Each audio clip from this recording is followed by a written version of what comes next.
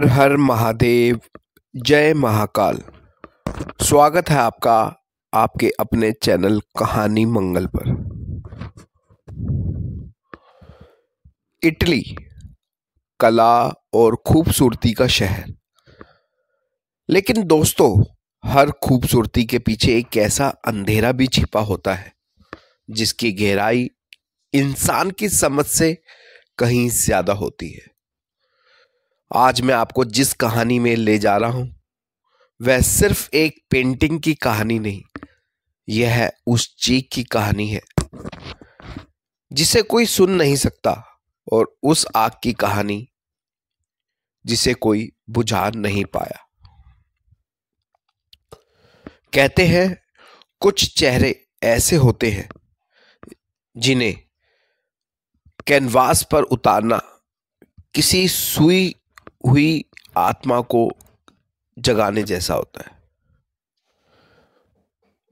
और ऐसा ही एक चेहरा था एक छोटे बच्चे का, जिसकी गहरी आंखों में बसी उदासी किसी भी इंसान की रूह तक को चीर देती थी।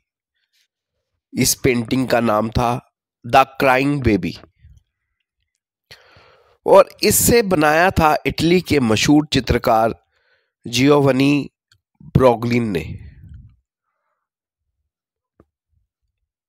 लेकिन शायद जियोवनी भी यह नहीं जानता था वह एक कला नहीं, एक जिंदा शाप रच रहा है। इस पेंटिंग की मासूम आंखों में छिपी वह नमी मानो किसी अनकहे दर्द का बुखार हो। लोग इस पेंटिंग को घर में सजावट की तरह लटकाते थे, पर उन्हें नहीं पता था कि जिस मासूम बच्चे की तस्वीर वह दीवार पर टांग रहे हैं वह मासूम नहीं, एक ऐसा भयावह रहस्य है जिसे घर में लाना विनाश को बुलाने जैसा था।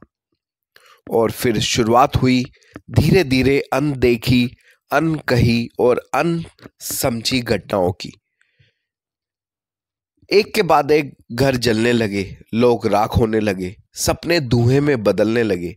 लेकिन राख के उस अंधेरे में एक चीज हर बार सलामत मिलती थी, द क्राइंग बेबी की पेंटिंग।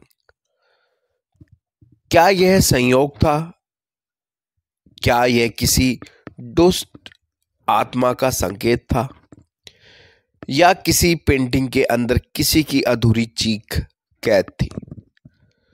दोस्तों, कहते हैं आग सब कुछ खा जाती है, लेकिन कुछ चीजें होती हैं जो आग को भी खा जाती है।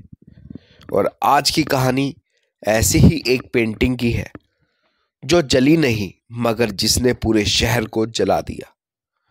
कहानी शुरू होती है उस शाप की, उस रहस्य की और उस मासूम चेहरे की जिसकी आंखों से गिरने वाला हर आंसू दरअसल एक आग का जन्म था। इटली का शहर वेनिस, कला, सौंदर्य और इतिहास का शहर। इसी शहर में एक मशहूर चित्रकार था जियोवनी। उसकी बनाई हर पेंटिंग एक भावनात्मक तूफान की तरह होती थी। लेकिन उसने जो सबसे डरावना, सबसे रहस्यमय और सबसे कुख्यात चित्र बनाया था वह था द क्राइंग बेबी। एक छोटे बच्चे का रोता हुआ चेहरा, आंखों में गहरी उदासी, ऐसी उदासी कि देखने वाले का दिल भी भारी हो जाए। इस मासूम से चित्र में कोई बुराई दिखाई नहीं देती थी, लेकिन असली दहशत तब शुरू हुई जब लोग इस पेंटिंग को अपने घर में लगाने लगे। ऐसी दहशत इटली में हर दूसरी घर में यह पेंटिंग लगाने का ट्रेंड बन गया था। लोग इसे घर की सजावट और कला की निशानी समझकर गर्व से दीवारों पर टांगते थे। लेकिन कुछ ही महीनों में रिपोर्ट आने लगी, किसी का घर जलकर राख हो गया, किसी की दुकान राख बन गई, किसी का किचन रातों रात जल उठा। और उन सभी हादसों में एक चीज एक जैसी थी, द क्राइंग बेबी की पेंटिंग आग से कभी नहीं जली। जहां पूरा घर राख, वहां यह पेंटिंग एकदम सलामत। लोगों ने इसे संयोग माना, फिर अजीब संयोग, फिर डरावनी सच्चाई और फिर एक शाप। हैरानी सिर्फ यह नहीं थी कि पेंटिंग आग में नहीं जलती, सबसे डराने वाली बात यह थी जिस घर में इसे दूसरी बार लगाया गया वह घर भी जल गया। जिस दुकान में इसे लगाया गया वह भी जल गई।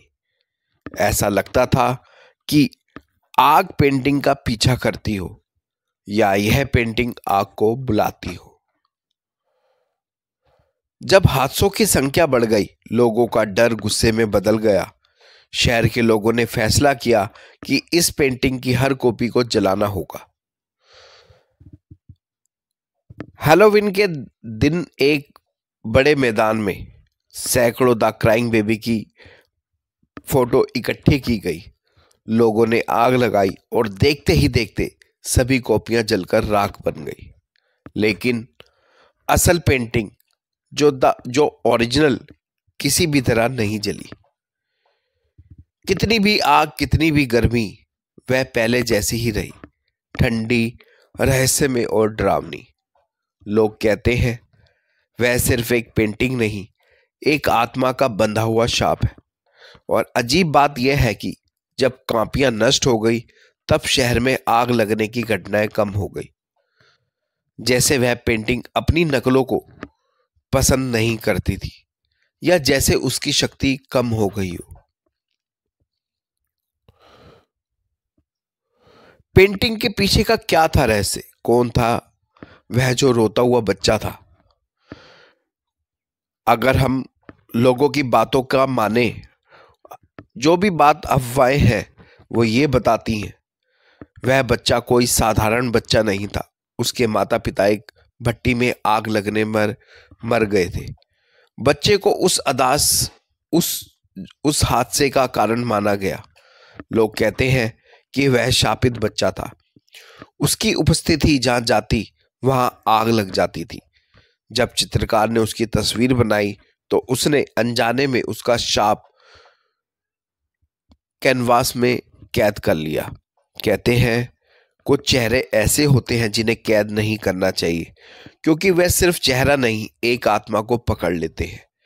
क्या पेंटिंग आज भी मौजूद है? जी हाँ, कहा जाता है कि ओरिजिनल पेंटिंग अब भी कहीं मौजूद है और आज भी आग से अप्रभावित है। कुछ लोग मानते हैं कि यह सिर्फ संयोग है, लेकिन जिन परिवारों ने इसे झेला है उनके लिए यह सिर्फ पेंटिंग नहीं, एक जीवित सांस लेती और आग को बुलाने वाली रहस्यमयी ताकत है। दोस्तों, दुनिया में बहुत सी कहानियां हैं, कुछ सुनी हुई, कुछ अनसुनी और कुछ इतनी अंधेरे की इंसान उन्हें सच मानने से भी डर जाए। लेकिन द क्राइंग बेबी की यह कहानी उन अंधेरों में से एक है जो सिर्फ दीवार पर नहीं लटकती, यह इंसान की रूह पर लटक जाती है।